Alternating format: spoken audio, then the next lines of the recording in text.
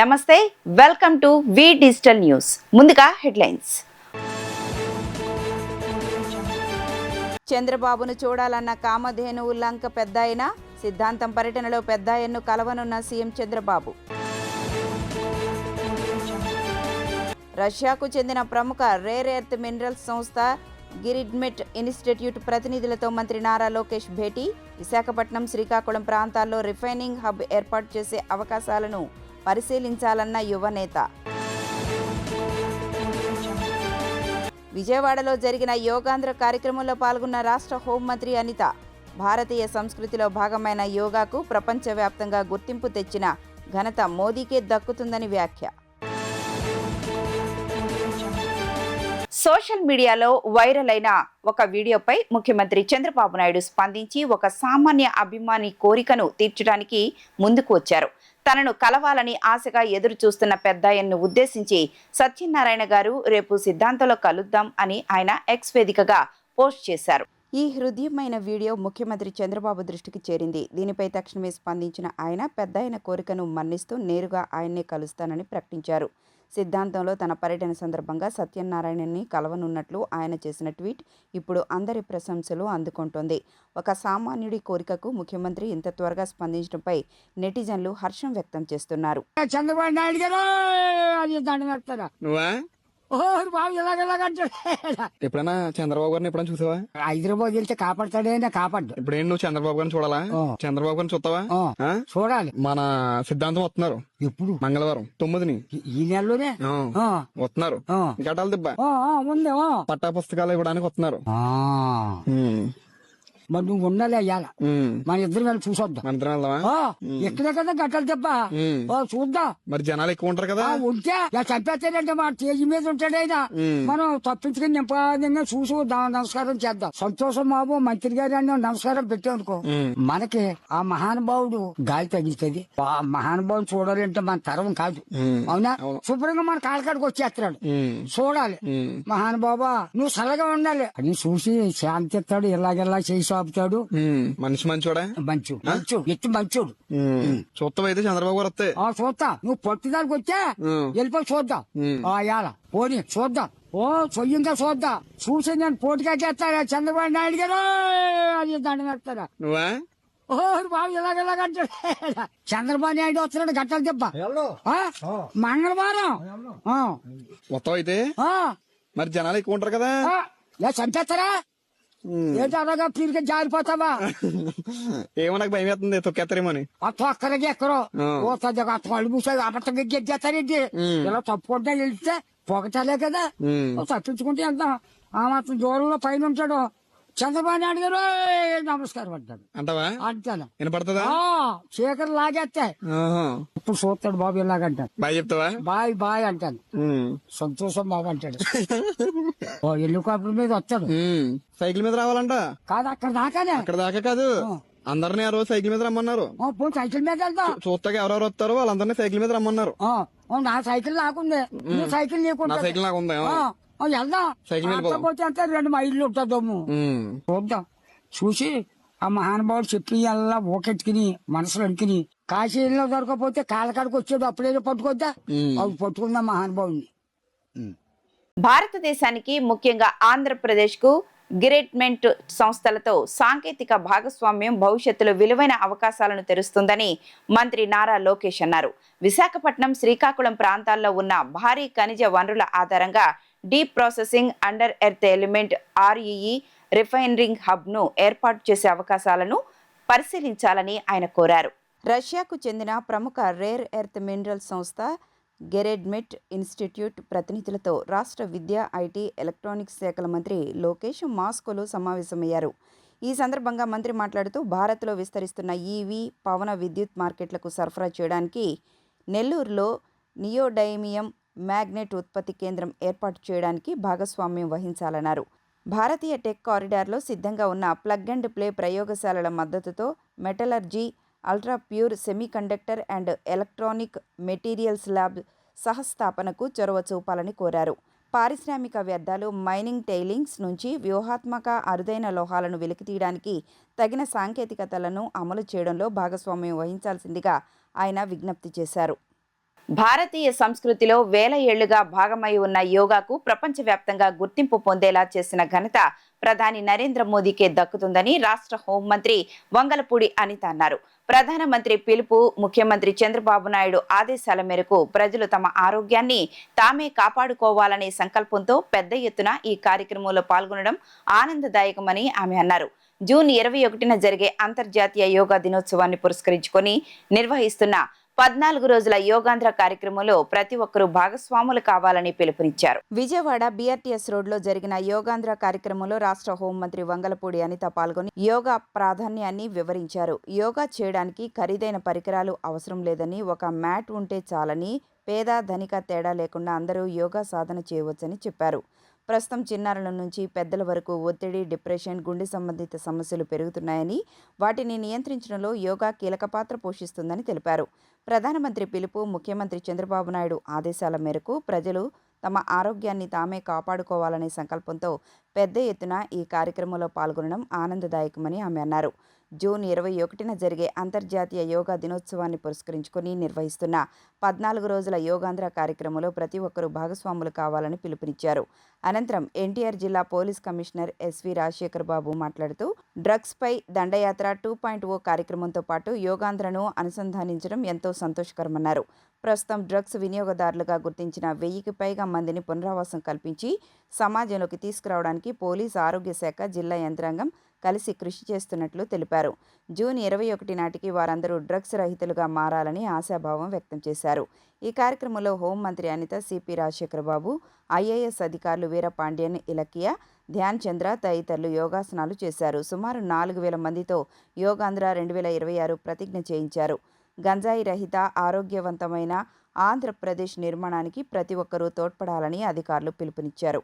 ఈ కార్యక్రమంలో ఐఏఎస్ అధికారులు వీరపాండ్యన్, ఇలకియా, ధ్యానచంద్ర తదితరులు యోగాసనాలు చేశారు. ఈ కార్యక్రమంలో ఐఏఎస్ అధికారులు వీరపాండ్యన్, ఇలకియా, ధ్యానచంద్ర తదితరులు యోగాసనాలు చేశారు. సుమారు 4000 మందితో యోగాంధ్ర 2026 ప్రతిజ్ఞ చేయించారు. గంజాయి రహిత, ఆరోగ్యవంతమైన ఆంధ్రప్రదేశ్ నిర్మాణానికి ప్రతి ఒక్కరూ తోడ్పడాలని అధికారులు పిలుపునిచ్చారు. రాష్ట్రంలో 40 కోట్లతో 500 కిలోమీటర్ల పడవల మ్యాజిక్ డ్రైన్ల నిర్మాణానికి ఉప ముఖ్యమంత్రి పవన్ కళ్యాణ్ కృషి చేస్తున్నారని ఎమ్మెల్సీ నాగబాబు తెలిపారు. డ్రైన్ల నిర్మాణాల వల్ల భూగర్భ జలం పెరుగుతుందన్నారు. దోమల వ్యాప్తి చెందవని, ఆసుపత్రులకు వెళ్లే రోగులు తగ్గుతారని అన్నారు. ఎన్టీఆర్ జిల్లా సోమవరం గ్రామంలో పైలట్ ప్రాజెక్టుగా నిర్మించిన మ్యాజిక్ డ్రైన్లను ఎమ్మెల్సీ నాగబాబు పరిశీలించారు. అక్కడున్న ఫోటో ప్రదర్శనను పరిశీలించారు. ఈ సందర్భంగా ఆయన మాట్లాడుతూ, సాధారణంగా నిర్మించే డ్రైన్లు నిర్మాణం ఖర్చులో 16% నిధులతో ఈ మ్యాజిక్ డ్రైన్లు నిర్మించవచ్చని అన్నారు. చిత్తశుద్ధి ఉన్న నాయకుడి వల్ల ఇలాంటివి నిర్మిస్తున్నారని, అధికారులు దీనికి సహకరించారని అభినందించారు. వీటిని నిర్మాణం వల్ల మురికి నీరు, దోమల సమస్య తొలగిందని స్థానిక మహిళలు చెప్పడం సంతోషంగా ఉందన్నారు. యోగా అనేది కేవలం ఒకరోజు నిర్వహించే కార్యక్రమం కాదని, ప్రతి ఒక్కరి దైనందిన జీవితంలో భాగం కావాలని రాష్ట్ర గనుల శాఖ మంత్రి కొల్లు రవీంద్ర అన్నారు. నిత్యం యోగాభ్యాసం చేయడం ద్వారా శారీరక, మానసిక ఆరోగ్యాన్ని కాపాడుకోవచ్చునని ఆయన పేర్కొన్నారు. స్వర్ణాంధ్ర యోగాంధ్ర కార్యక్రమంలో భాగంగా కృష్ణా జిల్లా మంగినపూడి బీచ్లో జిల్లా స్థాయి యోగా కార్యక్రమాన్ని ఘనంగా నిర్వహించారు. జిల్లా ఆయుష్ శాఖ ఆధ్వర్యంలో జరిగిన ఈ కార్యక్రమానికి రాష్ట్ర గనుల శాఖ మంత్రి కొల్లు రవీంద్ర, ఏపీఎస్ఆర్టీసీ చైర్మన్ కొనకళ్ళ నారాయణరావు ముఖ్య అతిథులుగా హాజరయ్యారు. భారత ప్రధాని నరేంద్ర మోదీ పిలుపుతో ప్రపంచవ్యాప్తంగా యోగాపై అవగాహన పెరుగుతున్న నేపథ్యంలో రాష్ట్ర ప్రభుత్వం కూడా 12వ అంతర్జాతీయ యోగా పక్షోత్సవాలను జూన్ 7 నుంచి 21వ తేదీ వరకు రాష్ట్ర వ్యాప్తంగా పండుగ వాతావరణంలో నిర్వహిస్తున్నట్లు ఈ సందర్భంగా వెల్లడించారు. మంగినపూడి బీచ్లో నిర్వహించిన ఈ కార్యక్రమంలో జిల్లా అధికారులు, వివిధ శాఖల సిబ్బంది, యోగా శిక్షకులు, విద్యార్థులు, స్వచ్ఛంద సంస్థల ప్రతినిధులు, పెద్ద ఎత్తున ప్రజలు పాల్గొన్నారు. ప్రత్యేక ఆకర్షణగా యోగా సాధకులు కలిసి యోగా అక్షరాల ఆకృతిలో వివిధ ఆసనాలు ప్రదర్శిస్తూ అందరినీ ఆకట్టుకున్నారు. ఈ సందర్భంగా మంత్రి కొల్లు రవీంద్ర మాట్లాడుతూ, యోగా అనేది కేవలం ఒకరోజు చేసే కార్యక్రమం కాదని, ప్రతి ఒక్కరి దైనందిన జీవితంలో భాగం కావాలని అన్నారు. రోజు కొంత సమయం యోగాభ్యాసానికి కేటాయిస్తే ఆరోగ్య సమస్యలను దూరం చేయడంతో పాటు మానసిక ప్రశాంతత కూడా లభిస్తుందని తెలిపారు. ప్రతి కుటుంబంలో యోగాను ఒక అలవాటుగా మార్చుకోవాలని, ఆరోగ్యవంతమైన సమాజ నిర్మాణానికి యోగా ఎంతో దోహదపడుతుందని ఆయన పిలుపునిచ్చారు. అంతర్జాతీయ యోగా దినోత్సవం జూన్ 21వ తారీఖు 2014 నుంచి ప్రధానమంత్రి నరేంద్ర మోడీ గారు ఆ రోజున ప్రపంచ వ్యాప్తంగా యోగా డేగా మనం చేసుకున్న ఆ రోజు నుంచి మరి గత సంవత్సరం కూడా పెద్ద ఎత్తున రాష్ట్ర వ్యాప్తంగా ప్రతి ఒక్కరు కూడా దీంట్లో భాగస్వాములు కావాలి. అటు శారీరక, మానసిక దృఢత్వానికి చాలా అవసరం అని చెప్పి గౌరవ ముఖ్యమంత్రి చంద్రబాబు నాయుడు గారు పిలుపునివ్వడం, ప్రధానమంత్రి గారు కూడా ఆ కార్యక్రమాన్ని ఆహ్వానించి దగ్గర దగ్గర నెల రోజుల పాటు పెద్ద ఎత్తున లక్షలాది మంది ఈ యోగాలో పాల్గొనడం కూడా జరిగింది. అలాగే ప్రధానమంత్రి గారు వచ్చిన రోజు విశాఖపట్నం సముద్ర తీరంలో దాదాపు 5.5 లక్షల మంది పైనే ఆ రోజున అక్కడ ఏక సమయంలో మొత్తం యోగా కార్యక్రమంలో పాల్గొనడం కూడా జరిగింది. మరి ఆ సందర్భంలో మన మచిలీపట్నంలో కూడా మన పెద్ద ఎత్తున యోగా చేసుకోవడం జరిగింది మంగినపూడి బీచ్లో. ఈరోజు జిల్లా కలెక్టర్ గారి ఆధ్వర్యంలో ఈ 15 రోజుల పాటు జరిగే కార్యక్రమాల్లో ఈరోజు మంగినపూడి బీచ్లో ఈ కార్యక్రమాన్ని చేయటం జరిగింది. గౌరవనీయులు కొనకళ్ళ నారాయణ గారు, అలాగే బంటి రామకృష్ణ గారు, ఇతర పెద్దలందరూ కూడా రావడం కూడా జరిగింది. పెద్ద ఎత్తున మహిళలు, యువత తెల్లవారుజాము నుంచి వచ్చి ఇక్కడ వాళ్ళు ఈ యోగాలో పాల్గొనడం చాలా శుభారంభం. నేను ప్రతి ఒక్కరిని కూడా మనం ఈ సందర్భంగా చెప్పేది, మనం చేసే ప్రతిరోజు దైనందిన కార్యక్రమాల్లో మన కాన్సన్ట్రేషన్ పెరగాలన్నా, మన శరీరం అలసిపోకుండా ఉండాలన్నా, మన స్ట్రెస్ తగ్గాలన్నా ఈ యోగా చాలా ఉపయోగపడుతుంది. దీన్ని ప్రతి ఒక్కరు కూడా ఎందుకంటే ఇది మన సనాతనంగా వస్తున్నటువంటి భారతీయ సంస్కృతిలో ఒక భాగం. ఈ ఈ యోగా వల్ల అనేక మంది యోగులు కూడా ఆ రోజున ఈ యోగాలో చేసి వాళ్ళు అద్భుతమైనటువంటి ఈ గ్రంథాలు కానీ ఇవన్నీ కూడా మనకు అందించినటువంటి చరిత్ర కనపడతా ఉంది. కాబట్టి దీన్ని మనం అలవర్చుకోవాలి. ముఖ్యంగా మహిళలకు కూడా ఇది చాలా అవసరం. వాళ్ళు శరీర దారుఢ్యం పెంచుకోవడం వల్ల వాళ్ళు భవిష్యత్తులో వాళ్ళకి జరిగేటువంటి అన్ని కార్యక్రమాల్లో వాళ్ళకి చాలా సపోర్ట్గా ఉంటుంది. అలాగే ఈరోజు వస్తున్నటువంటి షుగర్ కానీ, బీపీలు కానీ, ఇవాళ క్యాన్సర్స్ కానీ ఇవన్నీ కూడా కంట్రోల్ కావాలంటే మనలో ఆ రెసిస్టెన్స్ పవర్ రావాలంటే ఖచ్చితంగా ఈ యోగా చాలా ఉపయోగపడుతుంది. దయచేసి అందరం కూడా ఈ యోగాని పాటిద్దాం. ఆ భారతదేశాన్ని ఒక సంపూర్ణ ఆరోగ్యవంతమైనటువంటి హెల్తీ, వెల్దీ అండ్ హ్యాపీ స్టేట్గా మన ఆంధ్ర రాష్ట్రం చేసుకోవాలని చెప్పి మరొకసారి మీ అందరూ కూడా తెలియజేసుకుంటూ మరొకసారి ప్రతిష్టాత్మకంగా ఈ యోగా డేని రెండోసారి నిర్వహిస్తూ ఉన్నారు. అందరూ ఆరోగ్యవంతులుగా ఉండాలి. దీనికి వృద్ధాప్యంలో కూడా ఈ యొక్క యోగా చేయొచ్చు. యోగా చేయటం వల్ల వ్యాధులు రాకుండా మనం కాపాడుకోవచ్చు, యాక్టివ్గా ఉండొచ్చు.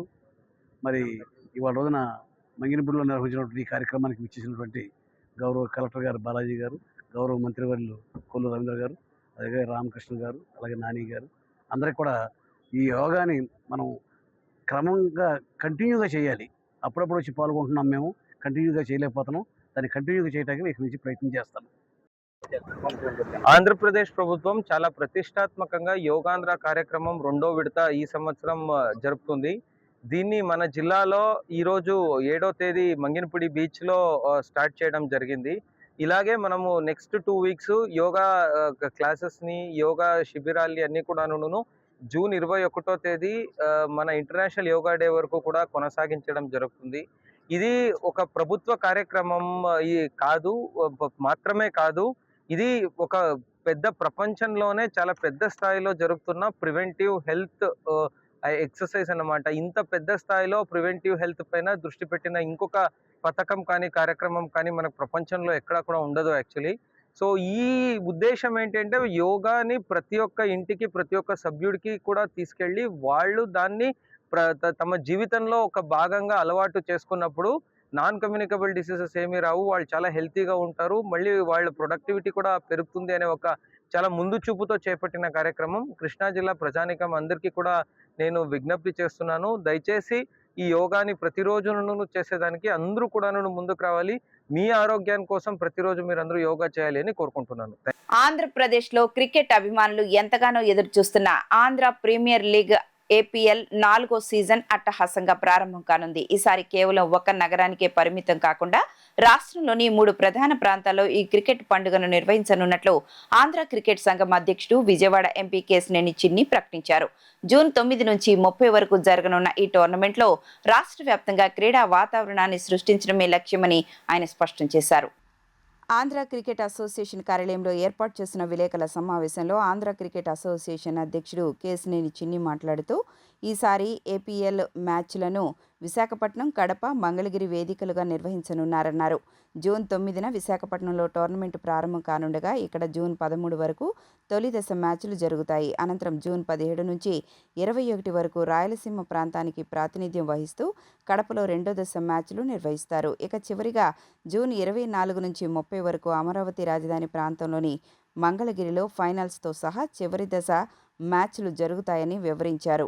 3 ప్రాంతాల్లో ఫ్లడ్ లైట్ సౌకర్యం గతంలో విశాఖపట్నంలో మాత్రమే ఉండేదని, ఈసారి కడప, మంగళగిరి స్టేడియాలలో కూడా ఏసీఏ ఆధ్వర్యంలో కొత్తగా ఫ్లడ్ లైట్లను ఏర్పాటు చేసినట్లు తెలిపారు. జూన్ 30న మంగళగిరిలో జరిగే గ్రాండ్ ఫైనల్కు ముఖ్య అతిథిగా రాష్ట్ర ఐటీ, యువజన సర్వీసుల శాఖ మంత్రి నారా లోకేష్ను ఆహ్వానించాలని భావిస్తున్నట్లు తెలిపారు. క్రీడలను, క్రీడాకారులను ప్రోత్సహించడంలో లోకేష్ చూపే ఆసక్తి దృష్ట్యా ఆయన రాక టోర్నీకి మరింత శోభనిస్తుందని ఆయన ఆశాభావం వ్యక్తం చేశారు. Good evening everybody.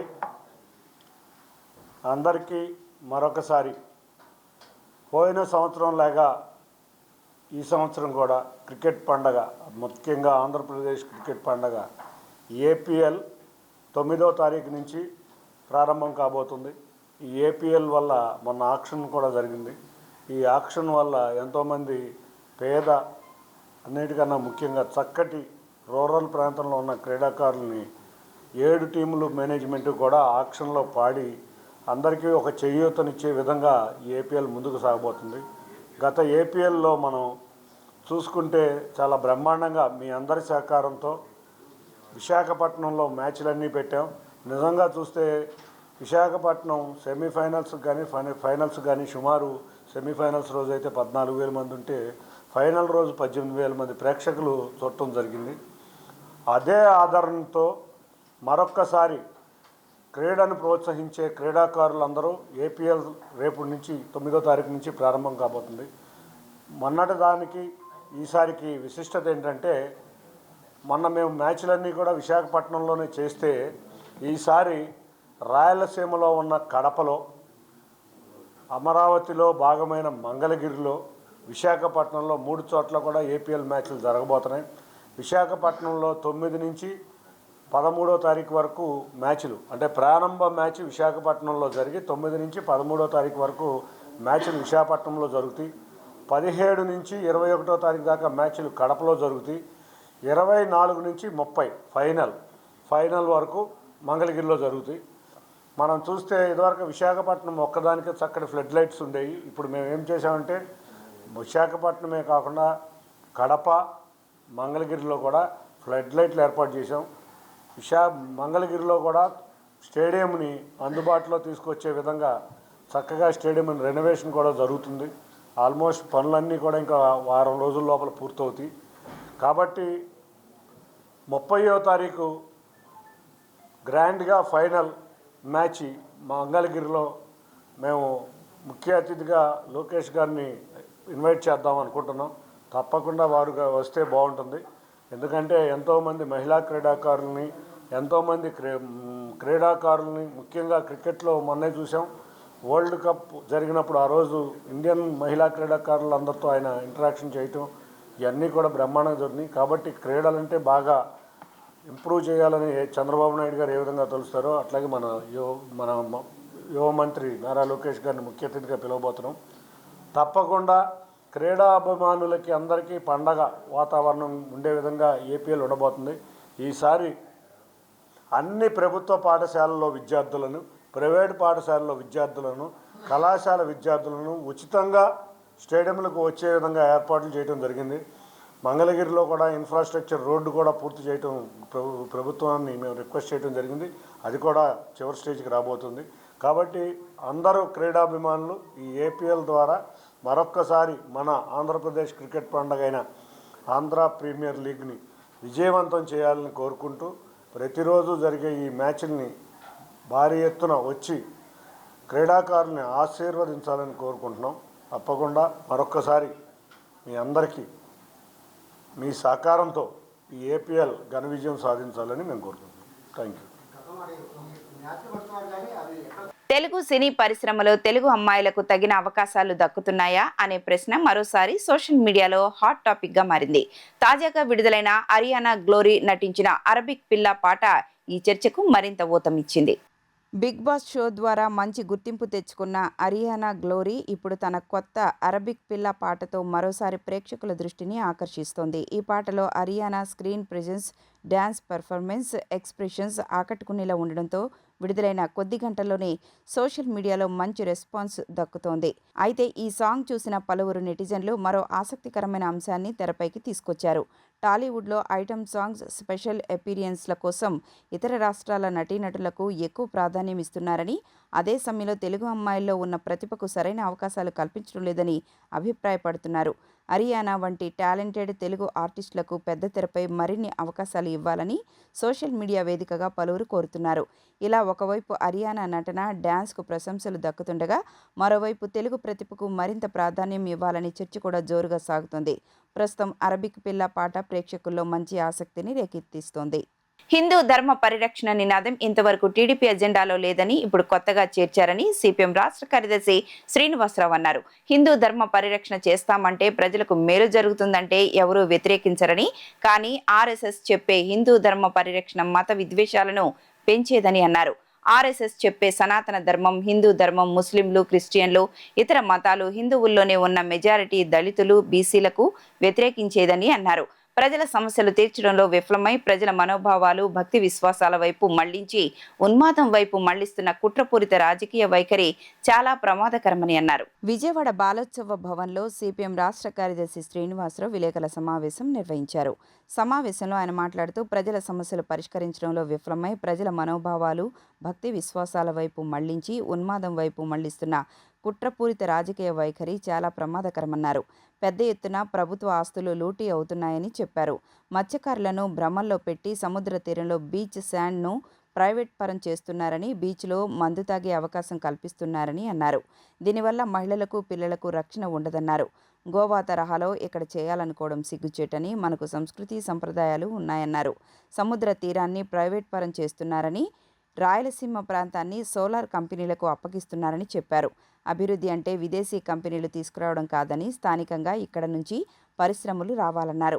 మోడీకి, బీజేపీకి లొంగిపోయి లోకేష్ను ముఖ్యమంత్రిని చేసేందుకు ఆయన కోట్రీని పెంచేందుకు కృషి చేస్తున్నట్లు కనిపిస్తోందన్నారు. తెలుగుదేశం భుజాన్ని వేసుకొని మోయటం మొదలుపెట్టింది. మొన్న మహానాడులో హిందూ ధర్మ పరిరక్షణ నినాదం ఇంతవరకు తెలుగుదేశం ఎజెండాలో లేదు. ఇప్పుడు కొత్తగా ఎజెండాలో చేర్చుకున్నారు. హిందూ ధర్మ పరిరక్షణ చేస్తామనంటే ప్రజలకు మేలు జరిగితే ఎవరు వ్యతిరేకించరు. కానీ ఆర్ఎస్ఎస్ చెప్పేటువంటి హిందూ ధర్మ పరిరక్షణ అనేది మత విద్వేషాలను పెంచేటువంటిది. అది సనాతన ధర్మం అన్నా, హిందూ ధర్మ పరిరక్షణ పేరు ఏం పెట్టినా కూడా ముస్లింలకు వ్యతిరేకంగా, క్రిస్టియన్లకు వ్యతిరేకంగా, ఇతర అన్ని మతాలకు వ్యతిరేకంగా, ముఖ్యంగా హిందువుల్లోనే ఉండేటువంటి మెజారిటీ దళితులు, బీసీలు, మహిళలకు వ్యతిరేకమైంది వాళ్ళు చెప్పేటువంటి సనాతన ధర్మం, హిందూ ధర్మం. మరి ఎవరిని ఎందుకని దీన్ని టేకప్ చేశారు? ప్రజల సమస్యలు పరిష్కరించడంలో విఫలమయ్యి ప్రజల యొక్క మనోభావాలని, భక్తి విశ్వాసాలని పక్కదారి పట్టించి ఉన్మాదం వైపు మళ్లించడానికి చేస్తున్న కుట్రపూరితమైనటువంటి రాజకీయ వైఖరి ఇది చాలా ప్రమాదకరంగా రాష్ట్రానికి రాబోతున్నది. రెండవ వైపున పెద్ద ఎత్తున ప్రభుత్వ ఆస్తులు లూటీ అవుతున్నాయి. అది ఇదని లేదు. మొత్తం సముద్ర తీరానంతా మత్స్యకారుల్లో భ్రమలు పెట్టి అక్కడ మొత్తం టూరిజం, బీచ్ శాండ్ అంతా ప్రైవేట్ పరం చేసేస్తున్నారు. బీచ్ షాక్ అట్ట ఇప్పుడు షాక్ ఇస్తున్నారు జనానికి. బీచ్లో షాకులు ఇస్తారు కరెంటు పెట్టి. బీచ్ షాక్ అని పేరు పెట్టారంటే మందు తాగొచ్చట. విశాఖపట్నం లాంటి బీచ్లో ఉదయం పోయినా సాయంత్రం పోయినా ఎంత ప్రశాంతమైన వాతావరణం కనిపిస్తుందో మనందరికీ తెలుసు. ఫ్యామిలీస్తో, పిల్లలతో అక్కడ వచ్చి చేరతారు. అటువంటి చోట ఈరోజు 8 గంటల వరకు, రాత్రి 8 గంటల వరకు మేము మందు అలౌ చేస్తామనంటే, మందు అలౌ చేసిన తర్వాత వేరంగం తొక్కేటువంటి శక్తుల నుంచి మహిళలకి, పిల్లలకి ఏమిటి రక్షణ? ఇదే డబ్బు సంపాదించుకునే మార్గం ఇదా? గోవాలో బీజేపీ వాళ్ళు చేశారని ఇక్కడ మీరు చేస్తారా? గోవాకు ప్రత్యేకమైనటువంటిది, అదొక ఐలాండ్ లాగా ఉంది. ఇది ఐలాండ్ కాదు. కొన్ని విలువలు ఉన్నాయి మన రాష్ట్ర ప్రజలకి. ఇక్కడ మన రాష్ట్ర సంస్కృతి సాంప్రదాయాల్లో కొన్ని విలువలు ఉన్నాయి. మన సంస్కృతి సాంప్రదాయాలను పరిగణలో తీసుకోకుండా అసలు మద్య నిషేధం పెట్టాలని మహిళలు కోరుతుంటే, ఈ బెల్ట్ షాపులు విపరీతంగా పెరిగిపోతుంటే ఇప్పుడు తీసుకొచ్చి వీరంగం తొక్కిస్తామంటున్నారు. ఆ రకంగా మొత్తం సముద్ర తీర ప్రాంతాన్నంతా కూడా కార్పొరేట్లకి, ప్రైవేట్ కంపెనీలు పరం చేస్తున్నారు. ఏజెన్సీ అడవులను ఈరోజు పంపుడు స్టోరేజీ పవర్ ప్లాంట్ పేరుతో అదానికి నవయోగ కంపెనీలుగా దారాదత్తం చేస్తున్నారు. అక్కడ గిరిజనులు ప్రతిఘటిస్తున్నారు, మిలిటెంట్గా ప్రతిఘటిస్తున్నారు. అందుకనే తాత్కాలికంగా ఆగింది. రాయలసీమలో ఉన్న భూములన్నీ సోలార్ ఎనర్జీ కోసం అదానికి ఈ ఇండోసోల్ లాంటి కంపెనీలకి వీళ్ళకి అప్పుచెప్పేస్తున్నారు. అలాగే పరిశ్రమల పేరుతో విశాఖపట్నంలో కానీ విజయవాడలో కానీ నగరాల్లో ఉండేటువంటి విలువైనటువంటి భూముల్ని విదేశీ కంపెనీలకు అప్పచెబుతున్నారు. అభివృద్ధి అని అంటే విదేశీ కంపెనీలు చేస్తే అభివృద్ధి అవ్వదు. మన ఇక్కడ సైన్స్ అండ్ టెక్నాలజీ డెవలప్ అయ్యి మన ఇంజనీర్లు, మన డాక్టర్లని, మన సైంటిస్టులను ఉపయోగించుకొని వస్తువులను ఉత్పత్తి చేస్తే డెవలప్మెంట్ జరుగుద్ది. ప్రపంచ అనుభవం ఇది. ఇప్పుడు ఏం జరుగుతుంది? విదేశీ పెట్టుబడులు దేశం నుంచి వెళ్ళిపోతున్నాయి. వార్తలు ముగించే ముందు హెడ్లైన్స్ మరొకసారి చూద్దాం. చంద్రబాబును చూడాలన్న కామధేనువు లంక పెద్దాయన, సిద్ధాంతం పర్యటనలో పెద్దాయన్ను కలవనున్న సీఎం చంద్రబాబు. రష్యాకు చెందిన ప్రముఖ రేర్ ఎర్త్ మినరల్స్ సంస్థ గిరిడ్మెట్ ఇన్స్టిట్యూట్ ప్రతినిధులతో మంత్రి నారా లోకేష్ భేటీ. విశాఖపట్నం, శ్రీకాకుళం ప్రాంతాల్లో రిఫైనింగ్ హబ్ ఏర్పాటు చేసే అవకాశాలను పరిశీలించాలన్న యువనేత. విజయవాడలో జరిగిన యోగాంధ్ర కార్యక్రమంలో పాల్గొన్న రాష్ట్ర హోంమంత్రి అనిత. భారతీయ సంస్కృతిలో భాగమైన యోగాకు ప్రపంచవ్యాప్తంగా గుర్తింపు తెచ్చిన ఘనత మోదీకే దక్కుతుందని వ్యాఖ్య. ఈ వార్తలు ఇంతటితో సమాప్తం. నమస్కారం.